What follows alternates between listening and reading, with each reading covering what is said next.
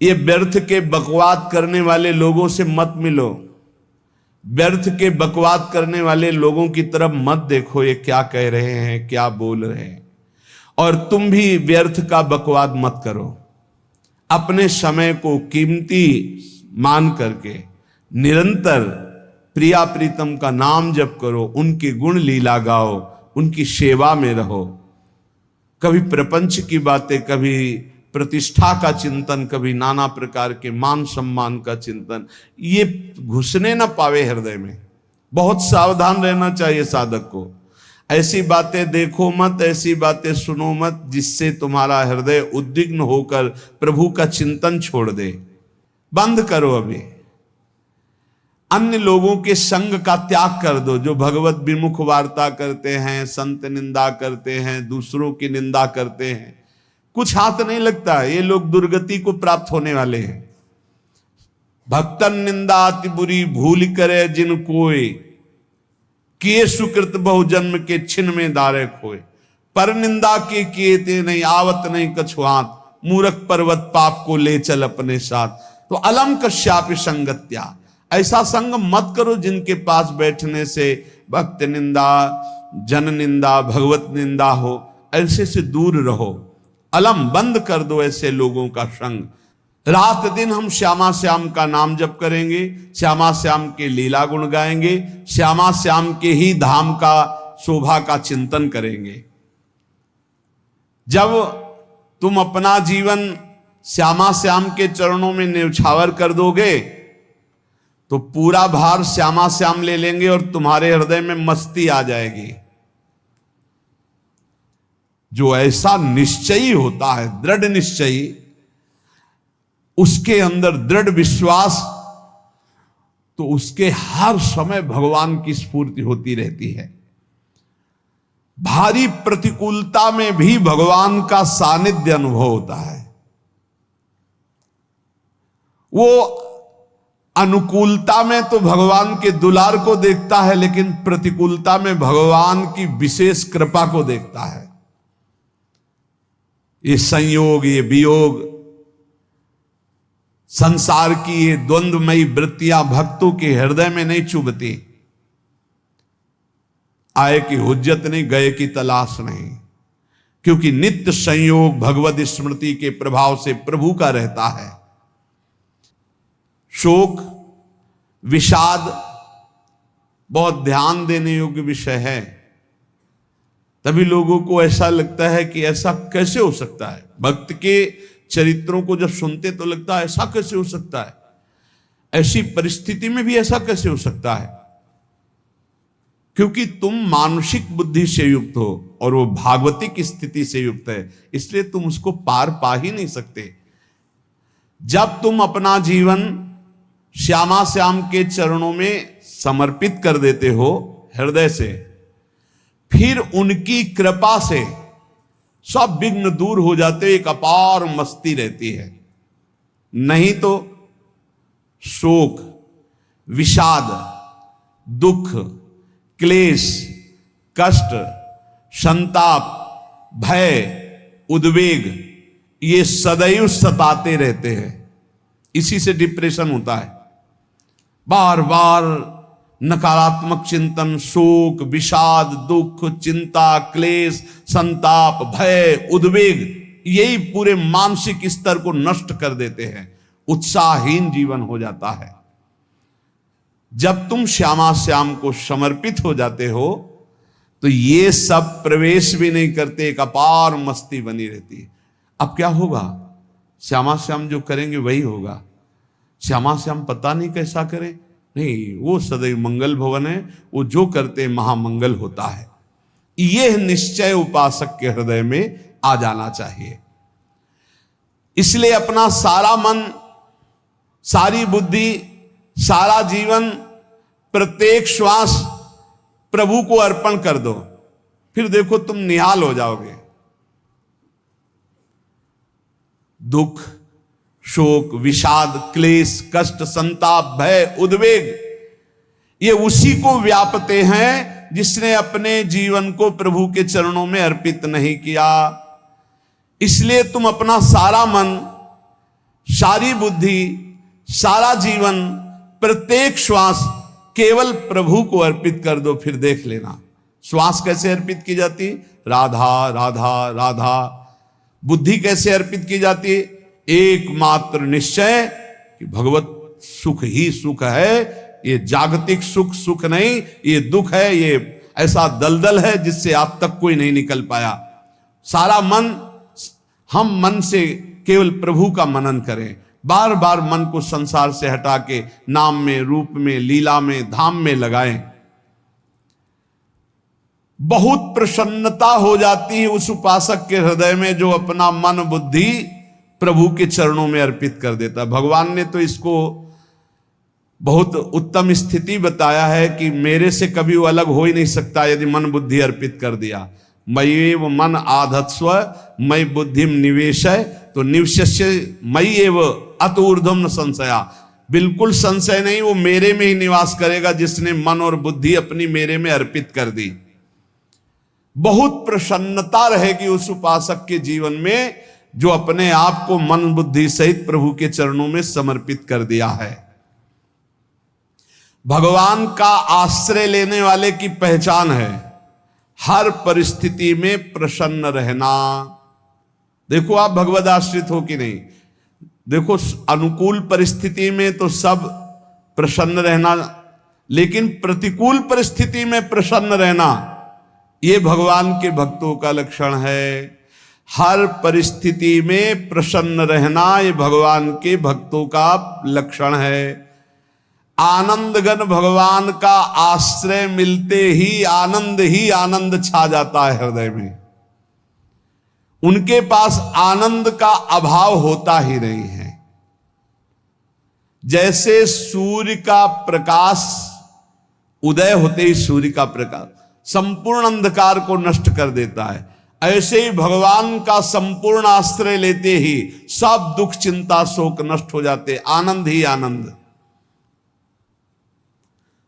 तुम भगवान के मंगलमय रूप को नहीं जानते हो, पर उनके मंगलमय भाव को, विधान को मानना शुरू कर दो। जो भी होता है मंगलमय होता है। हमने जीवन में देखा है,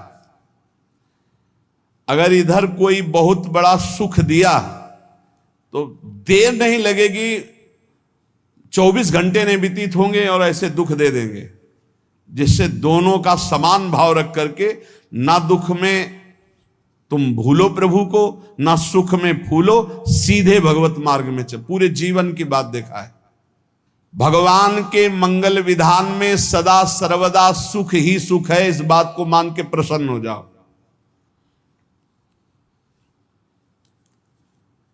जब भगवान का भजन करने वाले की तन्मयता बढ़ती है भजन में, तो द्वेषी जन अपने आप तैयार हो जाते हैं। भक्त कभी किसी से द्वेष नहीं करता, अपने आप वो द्रोह करने लगते। तो नरसिंह मेहता जी से बहुत गांव के कई लोग थे जो जलते थे, ऐसे जलते थे कि अब क्या करें, कैसे मिटा दे नरसिंह मेहता जी को। अब उपाय तो मिल नहीं रहा था। तो एक दिन संतों की मंडली आई और उन्होंने कहा कि हम रास्ते में कोई चोर आदि धन ना ले ले, इसलिए यहां से किसी की हुंडी चलती है क्या द्वारिका में? पहले ऐसा था। बोले हाँ, हमारे यहां बहुत बड़े सेठ हैं नरसिंह मेहता जी, पर आप कहोगे वो मना कर देंगे। कई बार कहोगे, अगर वो स्वीकार कर ले तो वहां।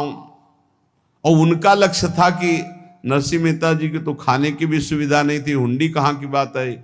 उनका था कि जब वो ना कहेंगे तो संतजन नाराज हो जाएंगे, अगर हाँ कह दिया तो वहां हुंडी चुकेगी नहीं, तो संतजन अपने आप इनको शाप दे देंगे, अपराध बन जाएगा, ये नष्ट हो जाएंगे।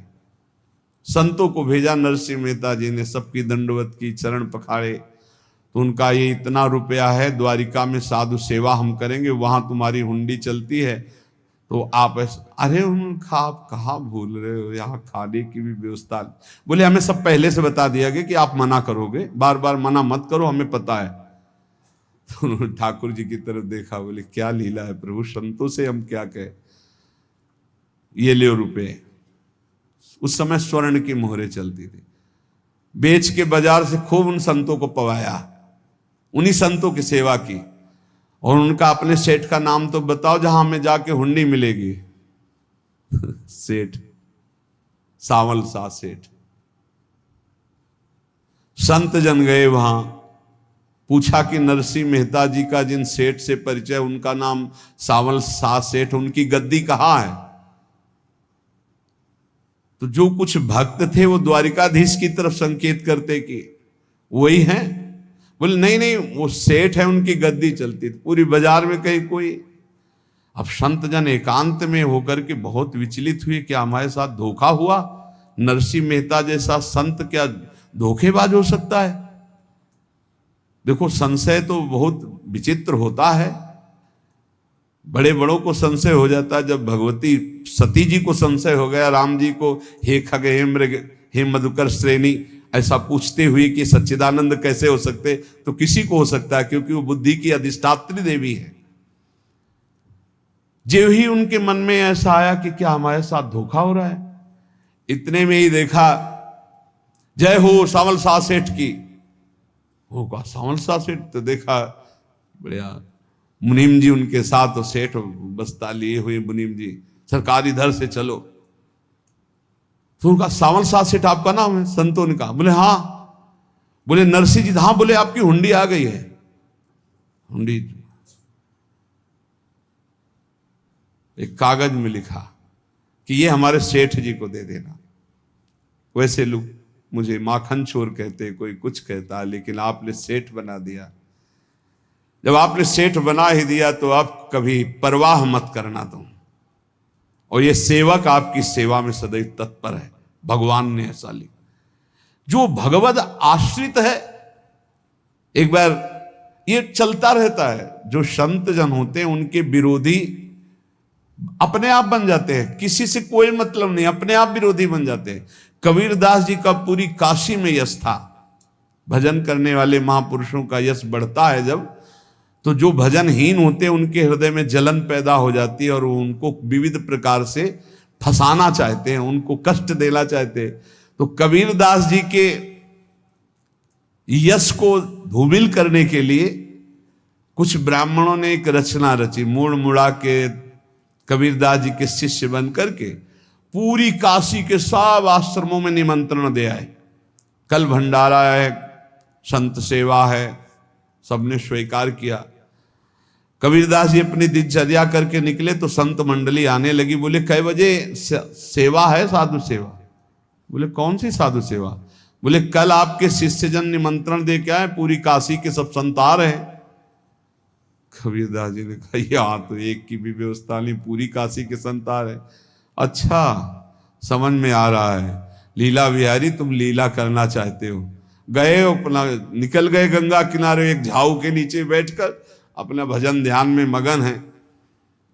11-12 बजे तो उन्होंने देखा संतों की मंडली, अब काशी तो बहुत। कबीरदास जी ने देखा कि आश्रम की, तो बोले पता नहीं क्या होगा, चलो चलते हैं। तो ऐसे गमछा वस्त्र करके ऐसे डालकर मुंह ढक करके, वहां बड़ी बड़ी पंगत लगी थी। कबीरदास जी सबको पाओ जी पाओ। कबीरदास जी के रूप में स्वयं भगवान पाओ जी। कबीरदास जी ने कहा अच्छा, जब स्वामी परस रहे तो हम भी बैठ के पा ले। तो जब उसी पंगत में बैठ गए अपना कपड़ा ढक करके, और जब मोहरे की दक्षिणा दे रहे थे सब लोग कि वाह कबीरदास जी ने आज तो साधु से। सबको जब कबीरदास जी के सामने आए तो ऐसे मुंह ढके, बोले देखो जो मेरा होता है उसे मुंह छुपाना नहीं पड़ता, मुंह ढकला नहीं पड़ता। लो दक्षिणा, तुम भी दक्षिणा ले। कबीरदास जी को कबीरदास जी दक्षिणा दे रहे, और वो कबीरदास जी है भगवान, और ये पाले वाले कबीरदास जी है भगवान के जन। कभी भगवान अपने, अरे जमाने जोर लगा ले, कितना जोर लगाएगा, भक्त और भगवान का झंडा कभी न झुकने पाएगा। बिल्कुल चिंता, शोक, भय, उद्वेग रहित जीवन भगवद आश्रित। तुम भगवान के मंगल विधान में सदा सर्वदा प्रसन्न रहो। अब ये विचार कर लो कि भगवान जो करेंगे तुम्हारा मंगल करेंगे। अब थोड़ा ऐसा बीच में लगता है कि अमंगल हो रहा है क्या, लेकिन पक्का समझो बहुत बड़ा मंगल उनका विधान होता है। बहुत ही उत्तम मंगल होता है भगवान के शरणागत का। भगवान हमारे विचारों वाले नहीं हैं, हमारे विचार प्राकृतिक है, भगवान के विचार चिदानंदमय हैं। वो अपने विचार से हमारा मंगल करते हो, हम अपने विचार से मंगल चाहते हैं। भगवान के विचार से मंगल ही हमारा होगा, इसलिए कभी हमको चिंता शोक भय नहीं करना चाहिए। भगवान की ओर से कभी तुम्हारे लिए ऐसा विधान नहीं होगा कि तुम दुखी हो जाओ, बस तुम्हारी सोच हो सकती है, उसका परिणाम बहुत मंगल होगा।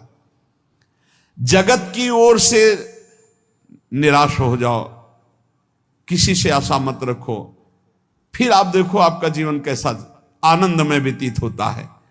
ये जो जगत की आशा है यही दुख प्रदान करती, सच्ची जगत की आशा ही दुख प्रदान करती है। अगर जगत से कोई संबंध न रखा जाए और भगवत भाव में रहकर तो बहुत अच्छा जीवन चलेगा। अपने कर्तव्य का पालन करो, परिवार को भगवत स्वरूप मानकर पोषण करो, किसी से कोई संबंध मत रखो, कोई आशा मत रखो, यही अध्यात्म सिखाता है। अपने आप भगवत स्वरूप, सबका व्यवहार मंगलमय और आपका जीवन मंगलमय। अपने घर में ऐसे रहो जैसे किसी अतिथि के घर में रह जाता है, चलना है, यहां से जाना है। कौन रहता है अपने घर में अतिथि की भांति? भगवान का भक्त।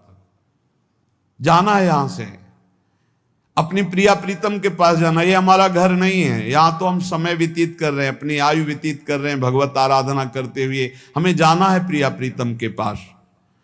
वास्तविक घर भगवान का धाम है हमारा, वास्तविक घर वाले प्रभु हैं हमारे, जो नित्य सच्चिदानंद भगवान के चरणों में अपने चित्त को समर्पित करता रहता है। उसको यह अनुभव होने लगता है कि बड़ी कृपा है हमारे ऊपर, भगवान की बड़ी कृपा है हमारे ऊपर। सर्वसमर्थ परम सुहृद भगवान ऐसे भक्त के ऊपर हर समय वरद हस्त रखे रहते हैं। ये केवल प्रवचन नहीं, सच्ची बात मानिए। ऐसे भगवान का वरद हस्त हर समय रहता है। जब भगवान की छत्र छाया में भक्त अपने को देखता है तो आसपास घोर विपत्तियों का भी समुदाय हो तो भी वो आनंद में मगन रहता है। हर हालत में आनंदित रहना ये भक्त का स्वभाव है। भगवान ऐसे भक्तों को प्यार करते हैं जैसे कछुआ अपने अंडे को बाहर रख आवे और रात दिन उसका चिंतन करे। जब भक्त भगवान को समर्पित होता है तो भगवान रात दिन उसकी ऐसे चिंतन सुरक्षा करते हैं। अभय, ये दैवी संपदा का पहला गुण है।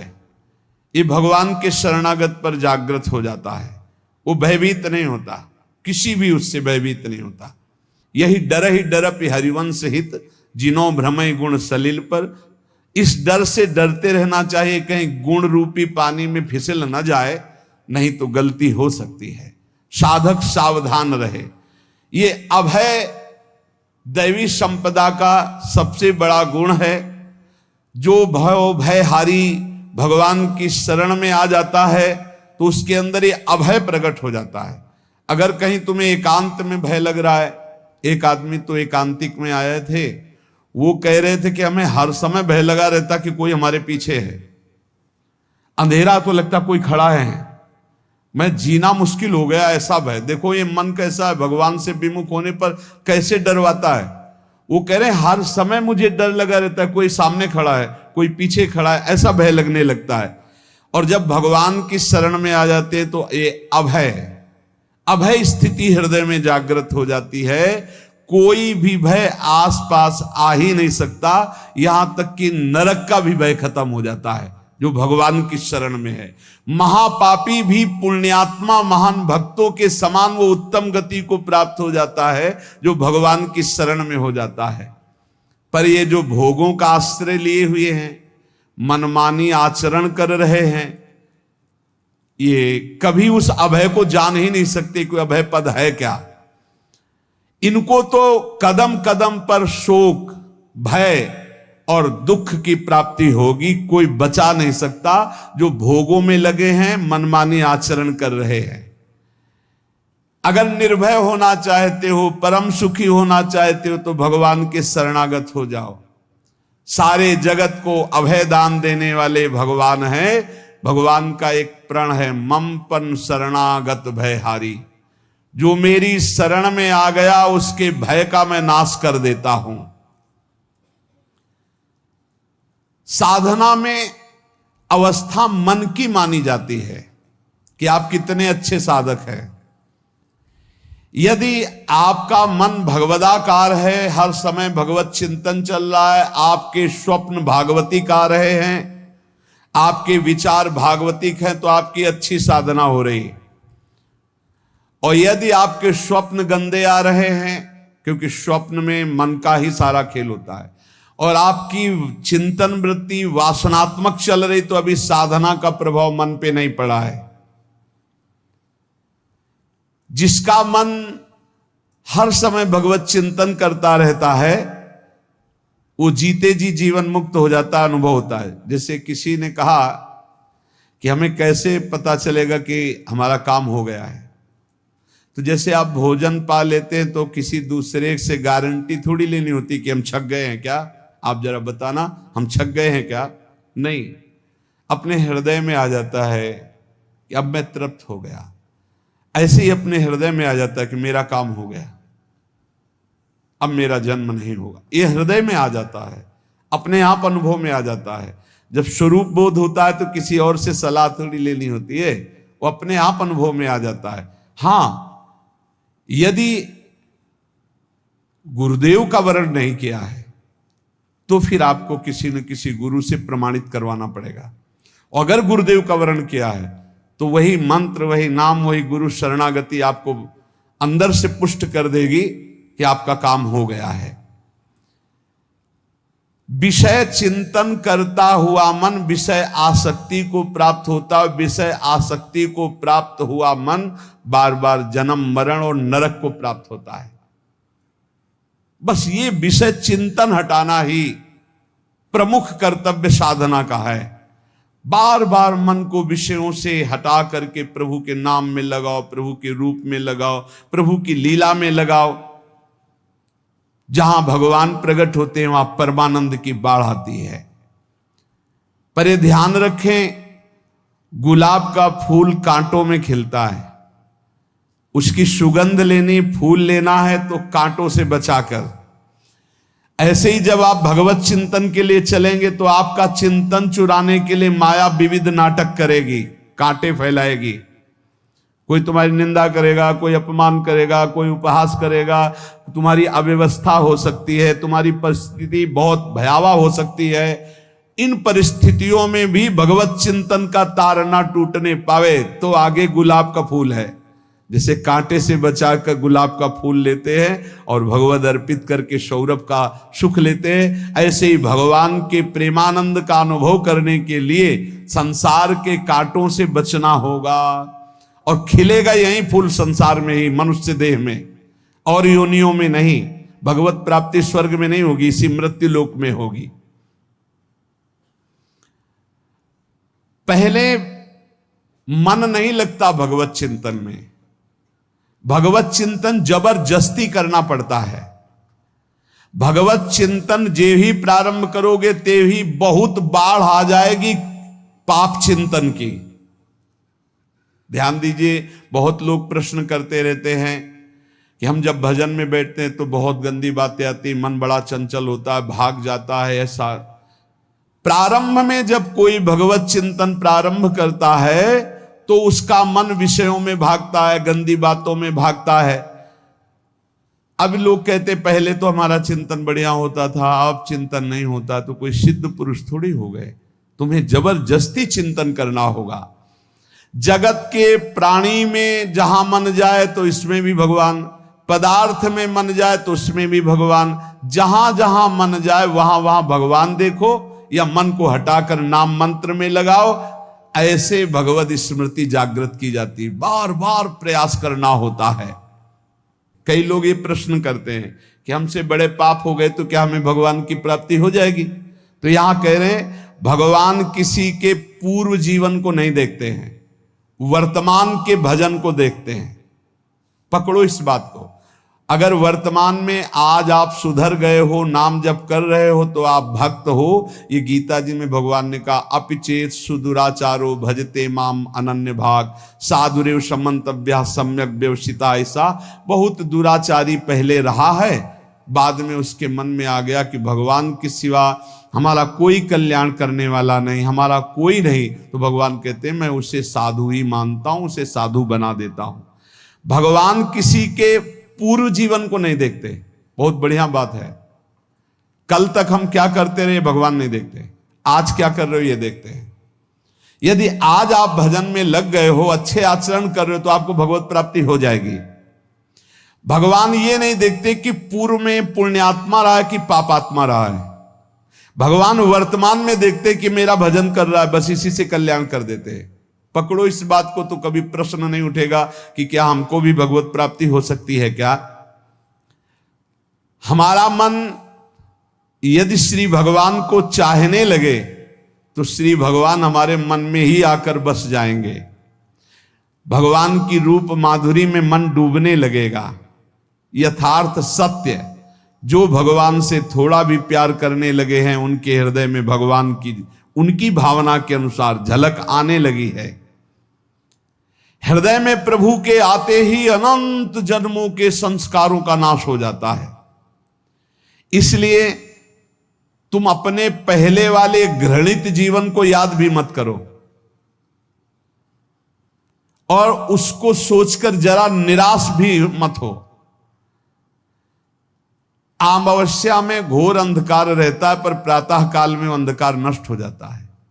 ऐसे ही नाम का उच्चारण करते ही तुम्हारे जितने पाप अंधकार हो सब नष्ट हो जाएंगे।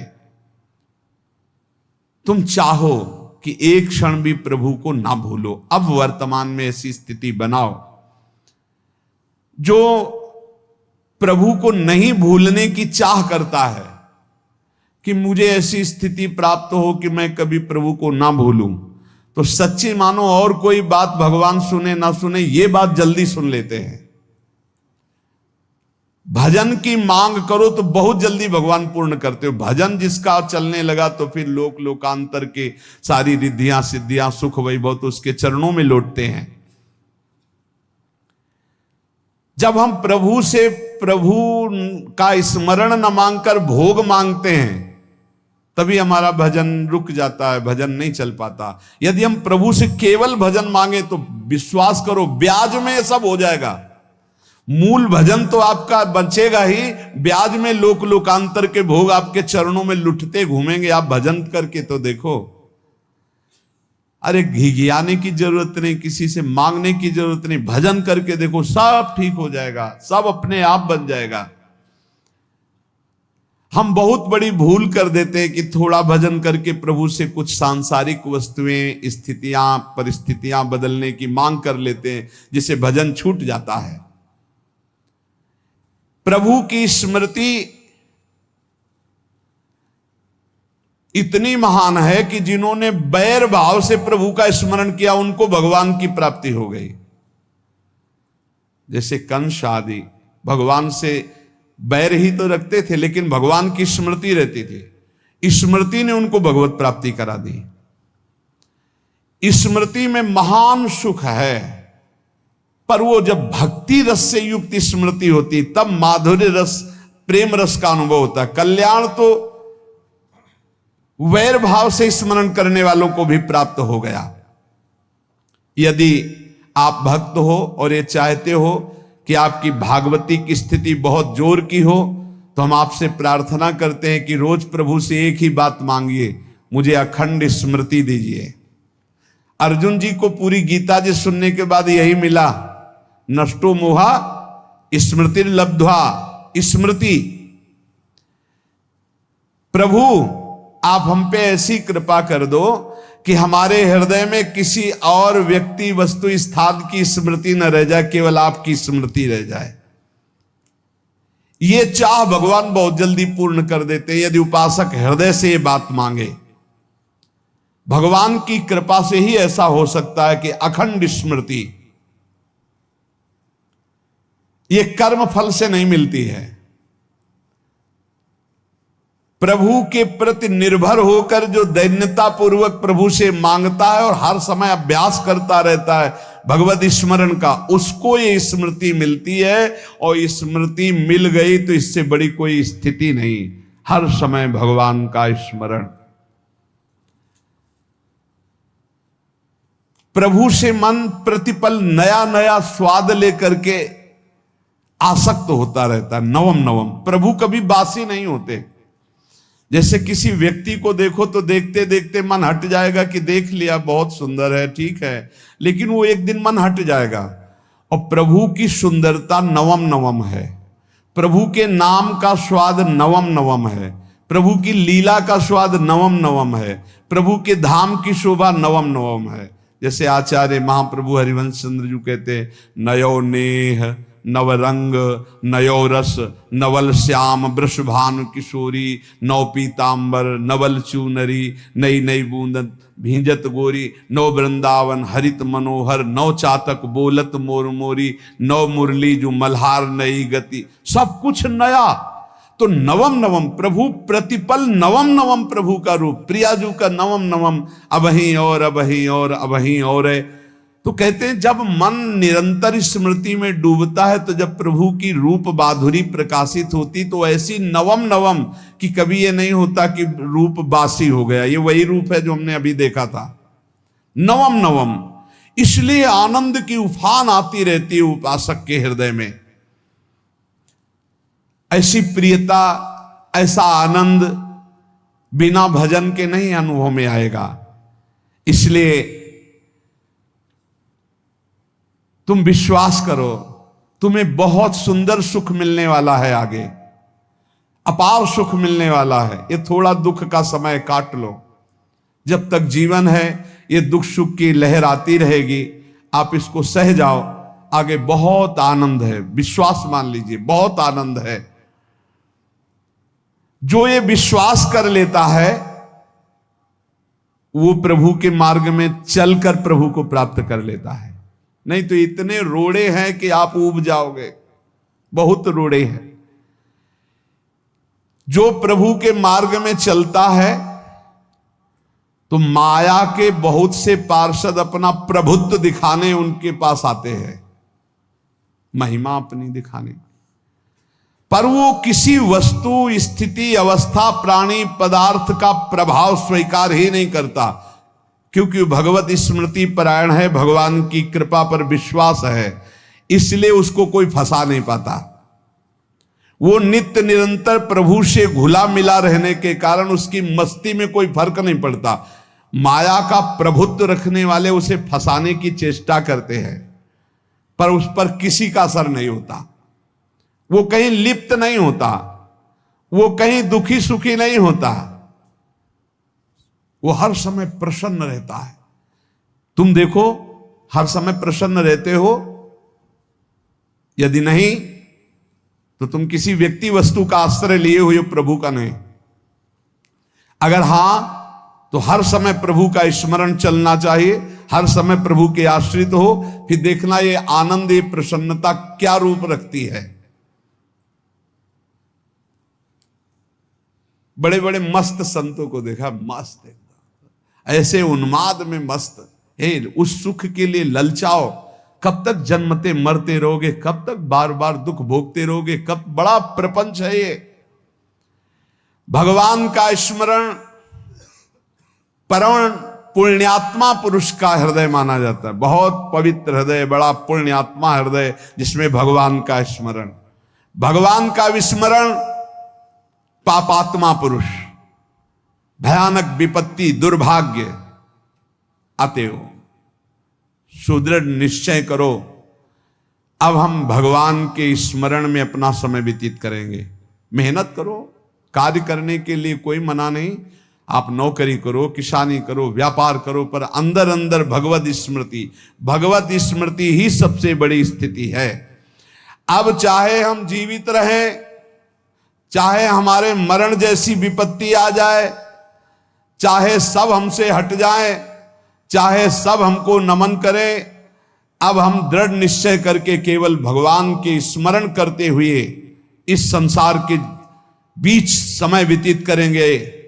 अब हम चूकने वाले नहीं। ये नियम लीजिए, चाहे जीवन रहे या ना रहे, चाहे मरण जैसा कष्ट आ जाए, चाहे सब वियोग हो जाए, सब चले जाए, चाहे सब संयोग हो जाए, सब नमन करें, अब हम प्रभु का स्मरण नहीं छोड़ेंगे।